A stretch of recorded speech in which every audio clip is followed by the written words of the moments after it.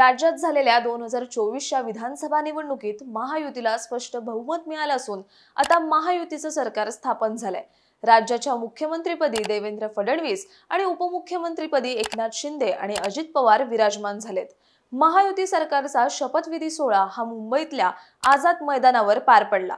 जेव्हा मंत्रिमंडळ स्थापन होतं तेव्हा रीतीप्रमाणे शपथविधीचा कार्यक्रम हा राजभवनात होतो, परंतु गेल्या काही वर्षांपासून राजभवनात शपथविधी सोहळा होण्याऐवजी इतर ठिकाणी म्हणजेच मोकळ्या आणि मोठ्या मैदानावर या कार्यक्रमाचे आयोजन केले जात असल्याचं आपल्याला पाहायला मिळतंय।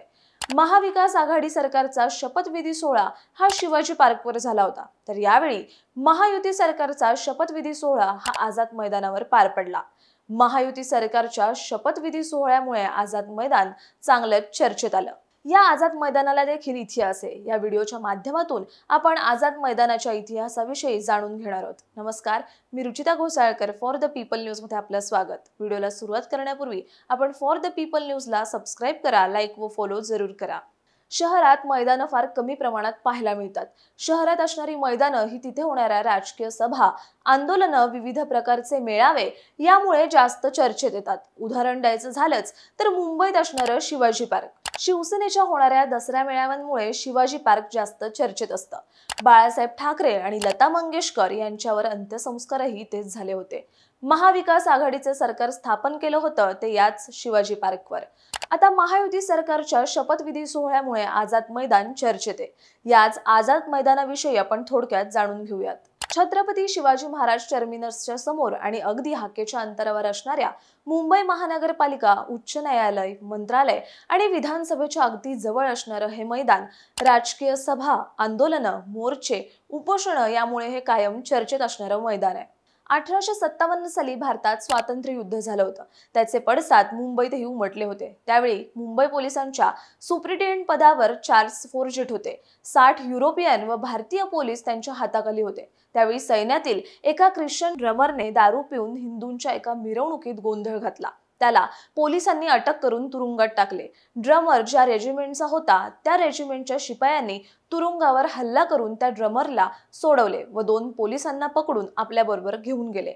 एक युरोपियन ऑफिसर व 4 लोकल पोलीस या ड्रमर व पोलिसांना आणायला गेल्यावर शिपायांनी त्यांना विरोध केला। या झटपटीत 2 शिपाई मारले गेले। फोर्जेटला हे समजल्यावर या पाठीमागचा धोका त्याच्या लक्षात आला। त्याने सर्व युरोपियन शिपायांना एकत्र केले व तो त्या ठिकाणी गेल्यानंतर फोर्जेटला बघितल्यानंतर सैन्याच्या अधिकाऱ्यांनी त्याला तिथून निघून जाण्याची विनंती केली, पण फोर्जेटने छावणीचे सर्व दरवाजे उघडून टाकले आणि आपल्या युरोपियन शिपायांसह तो तिथेच उभा राहिला। हे प्रकरण शांत झाल्यावर थोड्या दिवसांनी फोर्जेटने त्याच्या ऑफिसच्या ठिकाणी एक फाशी स्तंभ उभारला। शहरातील सर्व नागरिकांना बोलावून त्यांना तंबी देण्यात आली की जे बंडाला पाठिंबा देतील त्यांना फाशी देण्यात येईल। त्यानंतर गंगाप्रसाद नावाच्या व्यक्तीच्या घरी सैन्यातील काही शिपाई एकत्र जमून गुप्तपणे बैठका घेत असल्याचं त्याच्या कानावर पडलं। या सगळ्या प्रकाराचा शोध घेतल्यानंतर बंडात सहभागी झालेल्यांना फासावर देण्यात आलं। आझाद मैदान जिथे आहे तिथेच बंडखोरांना फाशी देण्यात आली होती। सुरुवातीला म्हटल्याप्रमाणे राजकीय सभा, आंदोलनं, मोर्चे, उपोषणं यामुळे चर्चेत असणाऱ्या आझाद मैदानावर शेतकऱ्यांची आंदोलनं, कामगार वर्गाची आंदोलनं, राजकीय पक्षांची आंदोलनं आणि अण्णा हजारेंनी भ्रष्टाचाराविरोधात केलेलं आंदोलन याच आझाद मैदानावर झालं होतं। त्याचप्रमाणे आझाद मैदान हे क्रिकेट ग्राउंड म्हणून देखील ओळखलं जातं।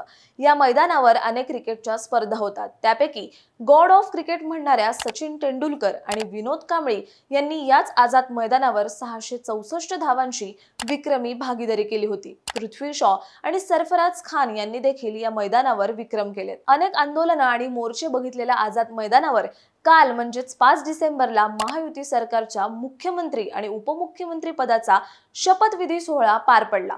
मुख्यमंत्री देवेंद्र फडणवीस आणि उपमुख्यमंत्री एकनाथ शिंदे आणि उपमुख्यमंत्री अजित पवार यांनी मंत्रिपदाची शपथ घेतली। आतापर्यंत आंदोलनं, मोर्चे बघणारं आझाद मैदान काल शपथविधी सोहळ्याचा साक्षीदार झालं। आझाद मैदानाविषयी आणखी कोणत्या गोष्टी तुम्हाला माहिती आहेत त्या आम्हाला कमेंट करून सांगा। व्हिडिओ आवडल्यास लाईक करा आणि फॉर द पीपल न्यूजला फॉलो करायला विसरू नका। धन्यवाद।